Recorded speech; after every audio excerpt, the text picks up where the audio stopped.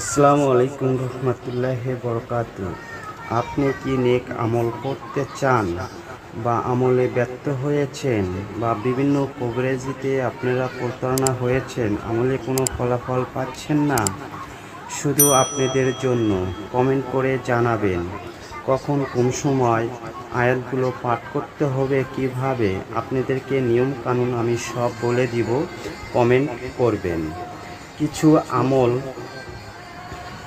এমন আছে যেগুলো করতে খুব বেশি সময়ের প্রয়োজন হয় না, আমলের অনেক জ্ঞানের অধিকারীও হতে হয় না, কিন্তু এগুলোর ফজিলত অনেক বেশি। এগুলো বান্দার আমলনামাকে ভারী করে। যেমন রাসূল সাল্লাল্লাহু আলাইহি ওয়াসাল্লাম বলেছেন, যে লোক আমলের আগে একবার বলে সুবহানাল্লাহিল আজিম।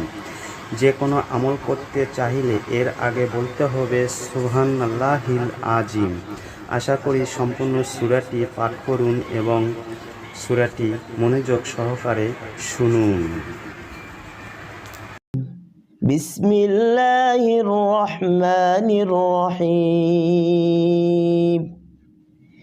ইযা যুলজিলাতিল আরদু জিলজালাহা ওয়া আখরাজাতিল আরদু আথকালাহা ওয়া ক্বালাল ইনসানু মা লাহা ইয়াওমাইযিন তুহাদ্দিসু আখবারাহা بأن ربك أوحى لها يومئذ يصدر الناس أشتاتا ليروا أعمالهم فمن يعمل مثقال ذرة خيرا يره ومن يعمل مثقال ذرة شرا يره صدق الله العظيم।